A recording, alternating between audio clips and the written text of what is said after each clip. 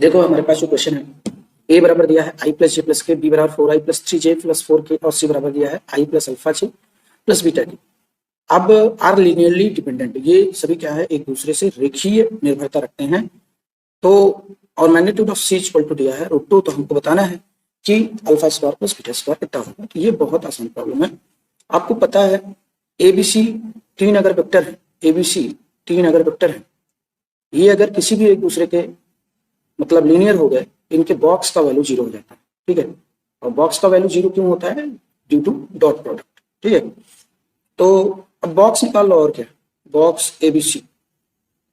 ठीक है, तो बॉक्स 0 कर दो और यहां से 1 1 1 4 3 4 1 अल्फा बीटा इक्वल टू 0। अब जो है या तो डायरेक्टली ओपन कर लो, या C1 में C1 की जगह C2 की जगह -C1 कर देते हैं, और C3 की जगह भी C3 -C1 कर देते हैं। तो यहां से कितना हो जाएगा? 1 4 1 1 -1 0, एंड ये 3 -4 -1 एंड अल्फा -1। और यहाँ पे कितना हो जाएगा? 1 -1 0 4 -4 0 एंड बीटा -1 इक्वल टू 0। अब इस 1 से ओपन कर लो, और क्या, इस 1 से ओपन करोगे जब, तो पहला वाला कॉलम और पहला वाला रो छूटेगा, तो 1 माइनस बीटा आ जाएगा। ठीक है, और 0, भाई एक मिनट, 0 माइनस ये नहीं रहेगा, इसको छोड़, यहां से कितना आ जाएगा? वैसे भी इससे डायरेक्ट दिख रहा है कि बीटा को अगर 1 कर देते हो तो एक कॉलम थर्ड कॉलम 0 हो जाएगा, तो डिटरमिनेंट 0 हो जाएगा। तो बीटा -1 को मैंने 0 कर दिया, तो बीटा बराबर कितना आ गया? 1। अब मैग्नीट्यूड ऑफ सी कितना दिया हुआ है? तो √1 plus alpha square plus beta square, ये √2 है, तो 1 plus alpha square plus beta square, ये हो जाएगा कितना? 2 alpha square plus beta square, ये आ जाएगा 1। ठीक है, तो यहां से जो है बीटा की वैल्यू रख दो, तो अल्फा स्क्वायर वैसे आ चुका है आंसर, तो मुझे लगता है इतना काफी है। ऐसा करते हैं, क्वेश्चन में थोड़ा सा चेंज कर लेते हैं, रेशियो बता देते हैं ये वाला। ठीक है, तो alpha square plus beta square upon beta का जो वैल्यू आएगा वो आएगा 1/1, यानी कि 1 के बराबर। ठीक है, तो ऑप्शन बी जो है करेक्ट हो जाएगा, ऑप्शन बी करेक्ट हो जाएगा। देखो 4 पॉइंट के कोप्लेनर होने का मतलब है कि 3 वेक्टर कोप्लेनर होंगे। तो बॉक्स 0 कर दो, ए बी बी सी और ए डी, एक minute, A B A C और B D, A B A C और ए डी, ये तीनों वेक्टर का बॉक्स 0 होगा। तभी ये जब 3 वेक्टर कोप्लेनर होंगे तभी ये 4 पॉइंट कोप्लेनर होते हैं।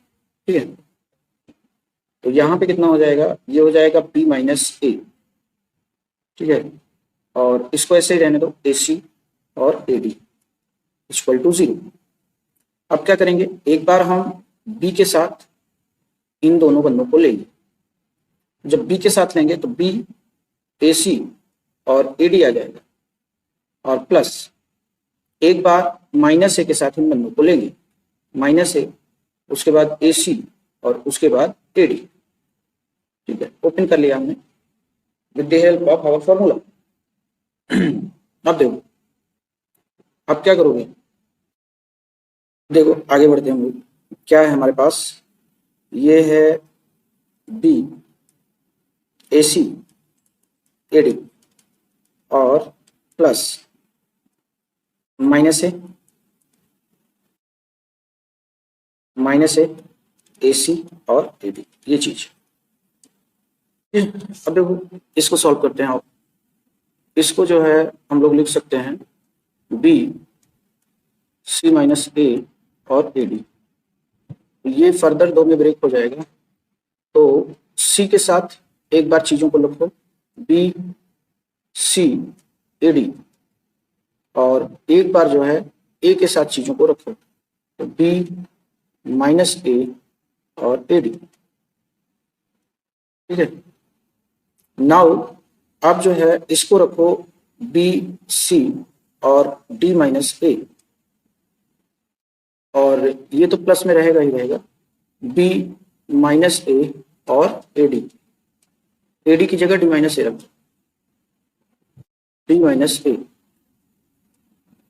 फिर से ये दो में ब्रेक होगा, एक बार डी के साथ तो हो जाएगा बी सी डी, प्लस एक बार माइनस ए के साथ तो बी सी और माइनस ए, प्लस एक बार डी के साथ बी माइनस ए और डी, और प्लस एक बार माइनस ए के साथ तो बी माइनस ए माइनस। अब यहां से जो है, अब देखो इसको एक्सपेंड करते हैं हम लोग, ठीक है, ये वाला पार्ट, तो ये है माइनस ए और ए सी, माइनस ए और C minus A and A D. तो इसको एक्सपेंड करो, एक बार तो सी के साथ लो तो माइनस ए और सी और ए डी, और फिर जो है एक बार माइनस ए के साथ लो, माइनस ए और ए डी। तो देखो यहाँ पे एक प्रॉफिट मिल गया, ये तो हो जाएगा जीरो, क्योंकि दो वेक्टर अगर सेम है बॉक्स में तो वो जीरो हो जाता है। तो खैर इसकी कहानी तो खत्म है। अच्छा, ये भी इधर जीरो हो जाएगा क्योंकि दो वेक्टर सेम है। अब इसको थोड़ा और एक्सपेंड करते हैं, माइनस ए और सी और डी माइनस ए, एक बार डी के साथ लो, ठीक है, एक बार डी के साथ लेना है तो माइनस ए सी और डी, और प्लस एक बार माइनस ए के साथ लेना है तो माइनस ए और सी और माइनस ए। तो भाई साहब ये भी हो गया जीरो, ठीक है। तो हमारे पास जो बचा हुआ है ये यहीं से आंसर आ जाए। तो हमारे पास क्या बचा हुआ है, एक तो बॉक्स बी सी डी बचा हुआ है, ठीक है, B C D and plus B C और माइनस ए, और plus B minus A minus D, B minus A और डी, और plus minus A C D बचा हुआ, माइनस ए सी डी, और इसकी वैल्यू है जीरो, ठीक है। अब देखो इसको हम लोग क्या लिख सकते हैं, ए बी डी लिख सकते हैं, ठीक है। और फिर हम, ये तो हमारे पास बी सी डी पहले से अवेलेबल है, और इस वाले को हम लिख सकते हैं क्या, ए सी डी, ठीक है, और इसको लिख सकते हैं माइनस ए बी सी, ठीक है, इक्वल टू जीरो। तो यहां से A B D plus B C D plus A C D, इसकी वैल्यू कितनी आ जाएगी, ए बी सी के बराबर। तो जो हमारा आंसर हो जाएगा वो क्या होगा भाई, ये वाला हो जाएगा, ऑप्शन ए करेक्ट हो जाएगा, ठीक है।